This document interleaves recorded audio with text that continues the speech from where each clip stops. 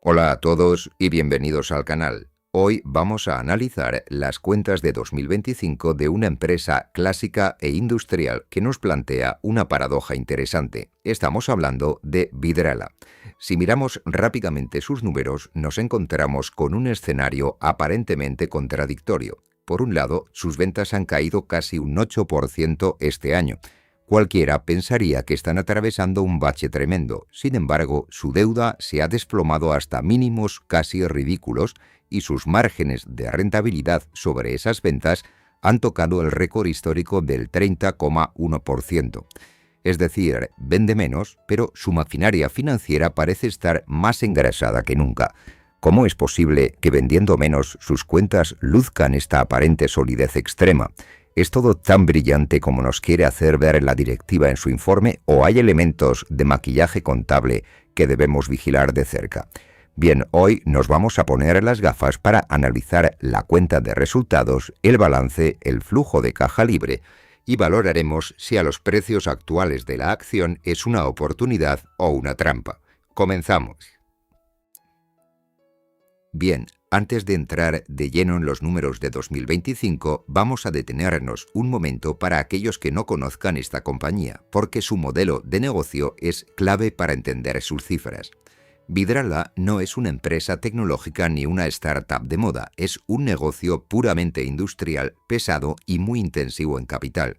Se dedican a algo tan básico, pero a la vez tan esencial, como la fabricación y la venta de envases de vidrio. Botellas y tarros para vino, cerveza, licores, agua y productos de alimentación en general. Es un sector muy maduro, con barreras de entrada enormes, porque montar un horno de fusión de vidrio requiere decenas de millones de inversión inicial. Con el paso de las décadas, Vidrala ha pasado de ser un fabricante regional en el País Vasco a convertirse en un auténtico gigante multinacional. Hoy en día tienen plantas en la península ibérica, en España y Portugal, dominan el mercado del Reino Unido e Irlanda a través de su filial en Circ, donde además ofrecen servicios completos de llenado y logística para bebidas, un negocio que es un gran valor añadido, y recientemente han cruzado el charco para posicionarse fuertemente en Brasil y Sudamérica. El vidrio es un material que no pierde propiedades, es 100% reciclable y ha ganado mucho terreno frente a los plásticos gracias a las tendencias de sostenibilidad.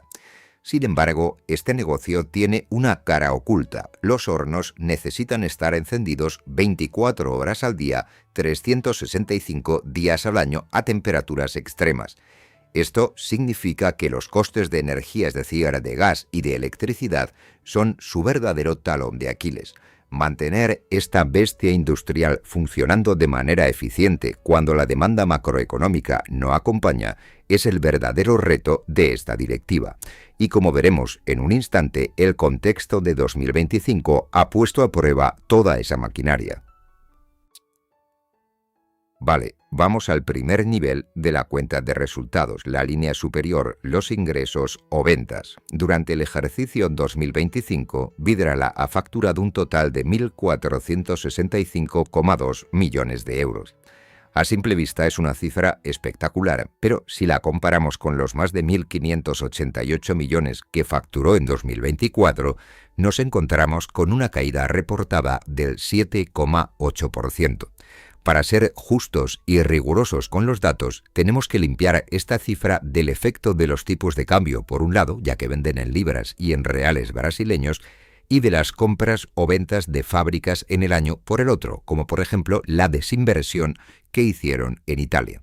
Pues bien, al hacer estos ajustes, la caída orgánica real de sus ventas se situaría en el 5,4%. Y aquí es donde debemos empezar a matizar el enorme optimismo que suele destilar el informe de la directiva. La empresa presume de márgenes y de adaptación, pero la realidad es que el mercado no ha absorbido tantos envases como se esperaba. Estamos ante un entorno macroeconómico en Europa muy plano. El consumo se ha ralentizado y los niveles de inventario, es decir, las botellas que las bodegas y empresas de bebidas tenían en sus almacenes, han tenido que ajustarse. Al final del día, si la gente consume menos vino o menos cerveza en los bares y en los supermercados debido a la inflación acumulada, Vidrala vende menos botellas. El informe habla de una adaptación de las capacidades productivas, un término elegante y financiero para decirnos que han tenido que pisar el freno en la producción porque la demanda no daba para más. Entender esta caída del 5,5% es fundamental porque en un negocio de costes fijos tan altos como los hornos de vidrio, vender menos suele destrozar la rentabilidad por la falta de apalancamiento operativo. Sin embargo, aquí viene lo interesante de Vidrala. La gestión interna ha logrado amortiguar el golpe. Para entender a una multinacional, nunca debemos quedarnos con el dato global. Hay que abrir el capó y mirar qué aporta cada geografía. El negocio de Vidrala está sostenido por 3 grandes patas. La primera y más antigua es Vidrala Europa, centrada sobre todo en España y Portugal. Este bloque es el corazón histórico de la empresa y en 2025 ha generado 714,9 millones en ventas.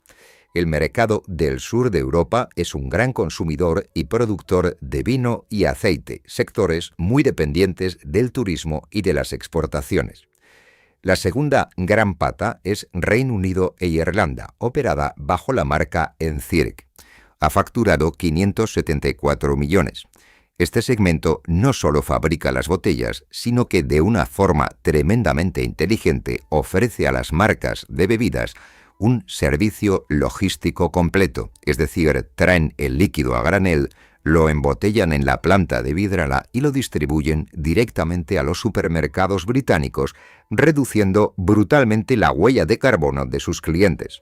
No obstante, las ventas aquí han sufrido por la debilidad del consumidor británico y el efecto de una libra esterlina algo más débil.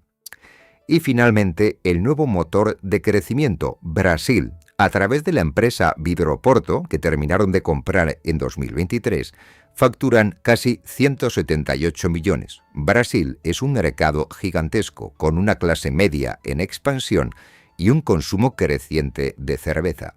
Mientras Europa está madura y estancada, Brasil les ofrece esa posibilidad de crecer en volúmenes y compensar la fatiga del viejo continente. Esta diversificación a 3 bandas es precisamente lo que da estabilidad al grupo. Cuando Europa estornuda, ahora tienen a Brasil e incluso al Reino Unido para balancear el impacto, reduciendo así la dependencia económica de un solo mercado. Y llegamos ahora al corazón de la rentabilidad, el famoso EBITDA. El EBITDA es el motor puro de la empresa. En 2025, el EBITDA de Vidrala fue de 441 millones, una caída del 2,8% con respecto al año anterior. Sí, una caída, pero recordad que las ventas habían caído un 7,8%, es decir, el beneficio operativo ha caído muchísimo menos que los ingresos. Esto nos lleva a una cifra espectacular y que la directiva, lógicamente, saca a pasear en su informe, un margen EBITDA del 30,1%. Es decir, de cada 100 euros que facturan, 30 euros se convierten en rentabilidad operativa directa. Es esta una expansión de 152 puntos básicos con respecto a 2024. Esto, en el mundo industrial, es una auténtica barbaridad. ¿Cómo logras ganar más porcentaje de margen si estás vendiendo menos? Bueno, aquí reside la clave del año 2025, la relajación de la crisis energética y la eficiencia en la gestión. Tras unos años 2022 y 2023 dramáticos por los costes del gas natural exacerbados o incrementados por la guerra en Ucrania, los precios de la energía por fin han dado un respiro importante a la industria. Además, la dirección de Vidrala logró subir los precios de venta a sus clientes en el pasado y ahora, aunque bajen un poco, han mantenido un spread o diferencial jugoso frente a unos costes de gas y materias primas que han descendido. El sesgo optimista nos dirá que son unos genios operativos y en parte es así, pero debemos ser conscientes de que este nivel del 30% de margen está fuertemente ayudado por una coyuntura dulce de caída del coste energético que quizá no dure para siempre. Bien, vamos descendiendo por la cuenta de resultados hasta llegar al titular, lo que la empresa dice que ha ganado a nivel contable, que es el beneficio neto. El beneficio neto final del año 2025 ha sido de 209,3 millones. Aquí, cualquiera que mire los datos fríamente y vea que en 2024 ganaron 298,3 millones, se echará las manos a la cabeza pensando que los beneficios se han hundido un 30%. Pero cuidado, aquí es donde debemos aplicar la cirugía financiera para no dejarnos engañar por los datos en bruto. El año 2024 estuvo muy inflado artificialmente por un evento único. Vidrala vendió su negocio en Italia. Esa venta generó una plusvalía contable gigante, cerca de 50 millones limpios, más el resultado semestral de esa filial, que hizo que el beneficio de 2024 pareciese gigantesco. Si quitamos ese ruido y limpiamos también unos costes excepcionales de reestructuración que han tenido en 2025 en las plantas de Reino Unido y que les han costado más de 10 millones, nos quedaría lo que llamamos el beneficio neto recurrente. Ese beneficio limpio de polvo y paja en 2025 es de 219,6 millones. Es una caída suave de apenas un 6% frente a los datos ajustados del año anterior. Y es además un nivel de rentabilidad formidable que nos deja un beneficio por acción recurrente de 6,24 euros. Como podéis ver, la contabilidad a veces engaña si no quitamos las operaciones extraordinarias, y este es un ejemplo de cómo un análisis precipitado puede llevarnos a conclusiones erróneas.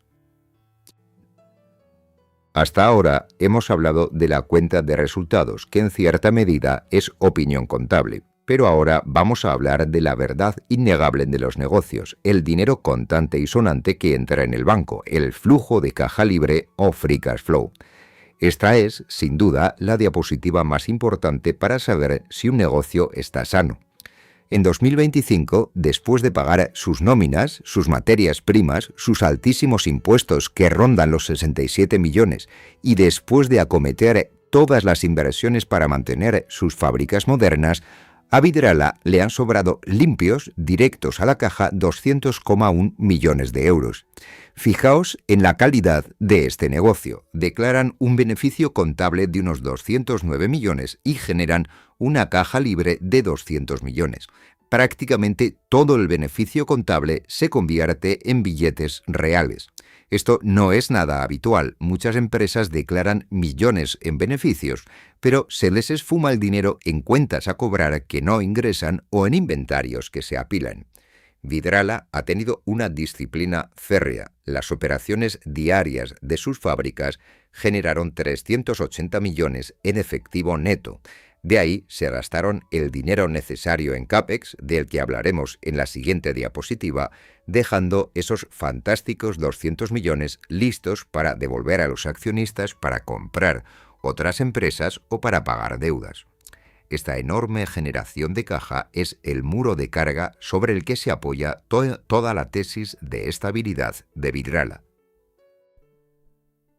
En el mundo del cristal, el fuego nunca se detiene, con lo cual los hornos se desgastan. Todo este negocio tiene un peaje ineludible, la intensidad de capital. Fabricar vidrio requiere estar inyectando dinero constantemente en los equipos. Esta partida se llama CAPEX o inversiones de capital. Durante el ejercicio 2025, el grupo ha pagado en efectivo cerca de 188 millones por la adquisición de inmovilizado material y por activos intangibles. Si os fijáis en el informe de pérdidas y ganancias, las amortizaciones ascendieron a 132,9 millones. Es decir, el desgaste contable de la maquinaria fue de unos 133 millones, pero la empresa ha gastado 188 millones en inversiones reales. Están invirtiendo bastante por encima de su desgaste. ¿Y a qué es debido esto? Bueno, por un lado, a la inflación de los equipos. Todo cuesta hoy más que hace 10 años. pero sobre todo a una necesidad estratégica vital, la transición energética. Están modernizando los hornos, adaptando la maquinaria para que pueda electrificarse parcialmente, instalando paneles solares y mejorando el uso de cullet, el casco de vidrio reciclado. Este nivel de inversión protege el foso defensivo de la compañía.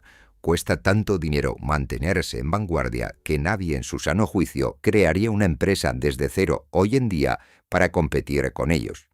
Aquí debemos contrarrestar el sesgo de la directiva. Prometen ser los más sostenibles del sector, pero ser verde en la industria del vidrio es dolorosamente caro, y este nivel de inversiones, que merma en parte la caja que se podría repartir al accionista, va a ser la norma y no la excepción durante la próxima década. Vale, llegamos al aspecto más espectacular del ejercicio 2025 en Vidrala, su balance. ¿Qué haces cuando tu negocio genera 200 millones de euros limpios? Pues, aparte de remunerar al accionista, liquidar la hipoteca. Vidrala cerró 2024 con una deuda neta de más de 248 millones, una cifra que ya era cómoda y perfectamente asumible. Pero a cierre de 2025, gracias a su brutal generación de caja y a que conservan liquidez de la venta de su filial en Italia en 2024, han triturado esa deuda dejándola en tan solo 105,3 millones. Para ponerlo en contexto, su ratio de apalancamiento, que es dividir su deuda entre su EBITDA, se ha desplomado a 0,2 veces. En el mundo financiero, una deuda sana suele considerarse cuando está entre 2 y 3 veces el EBITDA. Estar en 0,2 veces es directamente tener un balance de acero. Tienen una posición de liquidez enorme con líneas de financiación abiertas que ni siquiera utilizan y más de 108 millones en efectivo en el banco. Esta es la garantía de sueño profundo para cualquier inversor. Si el año que viene el consumo se hunde o si los precios del gas se disparan de nuevo, Vidrala tiene el balance tan saneado que aguantaría el golpe sin inmutarse, sin riesgo de que los bancos llamen a la puerta exigiendo el cobro. Esta infrautilización de la deuda es prudente, pero también nos dice que la empresa está acumulando munición financiera. Y la pregunta que todo el mercado se hace cuando ve esto es, ¿y qué van a comprar ahora? Los buenos resultados en la caja y en el balance tienen su reflejo más dulce en el bolsillo del accionista. La política tradicional de Vidrala es la de un incremento lento, prudente y metódico del dividendo. Odian los saltos bruscos y prefieren la consistencia a lo largo de las décadas. Durante el ejercicio 2025 han satisfecho en efectivo más de 51,8 millones de euros. Pero las miras siempre se ponen en el futuro. Para 2026, y con cargo a estos resultados de 2025, el Consejo ha propuesto aumentar la remuneración al accionista en un impresionante 15%, llevando el dividendo hasta los 1,7505 euros por acción. Y ojo, no todo es dividendo. A finales de 2025 realizaron una ampliación de capital liberada, las famosas acciones gratis, donde daban una acción nueva por cada 20 antiguas. Y para evitar el efecto de dilución, en diciembre de 2025, la dirección activó una de las herramientas de creación de valor más interesantes, un programa de recompra y amortización de acciones propias por un máximo de 33 millones de euros o por 350.000 acciones. Comprar tus propias acciones en el mercado y destruirlas es la mejor señal de confianza. Significa que los directivos consideran que su propia empresa a los precios actuales está barata y que es la mejor inversión posible. Con esto aumentan automáticamente el porcentaje de la empresa que pertenece a cada accionista que decida conservar sus títulos. Bien, hemos analizado la parte interna de la empresa, lo que ocurre en sus fábricas, y ahora vamos a la gran pregunta para el inversor. ¿Refleja la bolsa esta realidad? Vale, tomando como referencia un precio de cotización de 76,6 euros por acción a principios de abril, vamos a calcular el ratio más conocido por todos, el PER.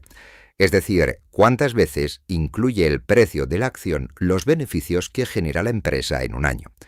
Sabemos que el beneficio por acción recurrente en 2025, ajustando los extraordinarios para no hacernos trampas al solitario, ha sido de 6,24 euros por título. Si dividimos el precio entre el beneficio por acción, obtenemos un PER de 12,27 veces. ¿Es esto caro o barato? Vale, históricamente, las empresas de calidad en Europa con esta predictibilidad suelen cotizar sobre las 15 veces. Vidrala parece estar cotizando con un ligero descuento. El mercado la penaliza ligeramente porque sabe que es una industria madura, de bajo crecimiento, como vimos en las ventas, y atada de pies y manos a los vaivenes de la energía y del consumo general de alimentos. A pesar de esto, comprar un negocio que genera márgenes del 30% sin apenas deuda a poco más de 12 veces suele ser un puerto seguro para perfiles conservadores que buscan valor sostenible. No es, por lo tanto, una ganga extrema, pero definitivamente tampoco es un valor de burbuja. Está a un precio razonable para la enorme calidad subyacente. Para evaluar verdaderamente una empresa, el PER se nos queda corto, ya que ignora la deuda. Y ya hemos dicho que Vidrala tiene una deuda bajísima, por lo que el mercado debe recompensarla por ello. Aquí entraría en juego el ratio Enterprise Value EBITDA, la medida preferida por los banqueros de inversión. El valor de empresa suma lo que valen todas las acciones de la compañía y le añade la deuda neta que tiene. Con 35,2 millones de acciones a 76,6 euros, la empresa vale en bolsa unos 2.696 millones. Si le añadimos los 105 millones de deuda, obtenemos un valor total de unos 2.802 millones para comprar la compañía entera a día de hoy. Si dividimos esos 2.802 millones entre el EBITDA de 441 millones, nos da un múltiplo de aproximadamente 6,35 veces. Atención, porque aquí comprar empresas industriales consolidadas y líderes por menos de 7 veces el EBITDA es comprar muy barato frente a los promedios del mercado. Sus competidores globales a veces cotizan a estos niveles solo cuando están cargados de deudas peligrosas. En este caso, el Enterprise Value EBITDA nos confirma lo que ya sospechábamos. El mercado está dudando de que Vidrala pueda mantener este margen del 30% eternamente. Los inversores temen que el viento a favor de la energía barata termine o que la presión por los precios reduzca el EBITDA a futuro. Pero incluso con recortes moderados, pagar poco más de 6 veces es un margen de seguridad notable que limita enormemente las pérdidas potenciales en la valoración. Llegados a este punto, debemos mirar más allá de los números estáticos y preguntarnos por la estrategia. ¿Por qué Vidrala acumula caja y reduce deuda con tanta agresividad? Bien, porque su mercado nativo en Europa está agotado. Europa tiene unas tasas de fertilidad bajas, un consumo estancado y unas normativas ecológicas que disparan los costes año a año. Vidrala se dio cuenta de esto y empezó a virar el timón. La integración de la brasileña Vidroporto, que hoy genera más de 178 millones y aporta crecimientos que en Europa serían impensables, ha sido un éxito rotundo. Pero la guinda del pastel llegó a finales del año 2025, ya cerrando el ejercicio. Vidrala anunció la compra de Cristalerías Toro en Chile por unos 77 millones. Una compañía muy consolidada que produce 145.000 toneladas de vidrio y genera unos 70 millones de euros de ventas. Esto no es solo una compra menor, es una clarísima declaración de intenciones. Vidrala está construyendo un bloque enorme y potente en el hemisferio sur, buscando mercados que demanden más vidrio y donde los márgenes de expansión sean mejores. Su caja fuerte le permite comprar estas empresas al contado o asumiendo deuda que amortizan de inmediato, y luego aplicar su tecnología europea, su know-how, para hacer estas fábricas americanas mucho más rentables. Este sería el gran vector de crecimiento para la próxima década. Bien, todo análisis riguroso exige bajar a la directiva de la nube y buscar los ángulos muertos. ¿Cuáles son los riesgos reales que pueden torcer estas magníficas cuentas de Vidrala? El primero y el más evidente es la caída de la demanda pura y dura. No nos engañemos, la gente está gastando menos en ocio y restauración. Si el consumo en hostelería sigue mermando y los supermercados acumulan stock de vino o cerveza, las plantas de Vidrala se paran y una parada de horno rompe por completo la rentabilidad operativa. El segundo gran fantasma es su nueva joya de la corona, Sudamérica. Operar en Brasil o Chile significa someterte a la tiranía de las divisas y a la política monetaria local. Durante 2024 y 2025, el real brasileño ha sufrido muchísima volatilidad y devaluaciones. Puedes vender un 10% más de botellas en Sao Paulo, pero si la moneda cae un 15% frente al euro, al reportar las ganancias en España, te encuentras con menos dinero del que tenías. Además, Vidrala consume mucha energía. Aunque hoy tienen grandes coberturas mediante swaps de tipos de energía que blindan buena parte de sus consumos, seguimos sujetos al riesgo geopolítico. Una crisis que dispare el precio del petróleo o el gas afecta gravemente a los márgenes en cuanto caduquen esas coberturas en los próximos años.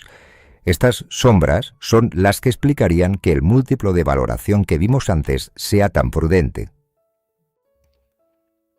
Y llegamos al cierre del análisis. ¿Con qué 4 grandes ideas deberíamos quedarnos después de haber analizado la información oficial de esta compañía? Bien, la primera es que Vidrala es una roca a nivel de caja. A pesar de una caída visible en sus ingresos cercana al 8%, la compañía ha mantenido a salvo su motor generando 200 millones limpios. Tienen el músculo necesario para capear cualquier recesión global, respaldados por una deuda residual de tan solo 105 millones, que es poco más de un mes de sus ingresos totales.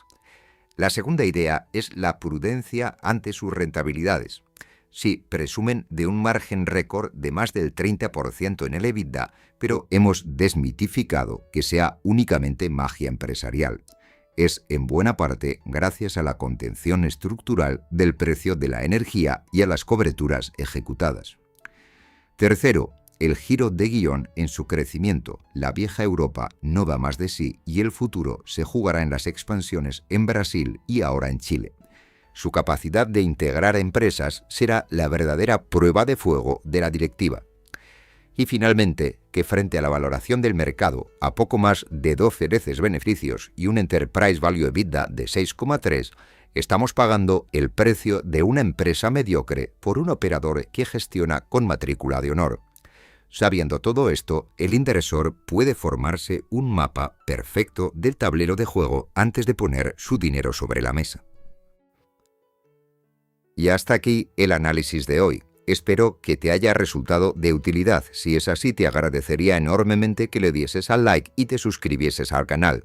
Sin más, muchas gracias por vuestro tiempo y nos vemos en próximos vídeos.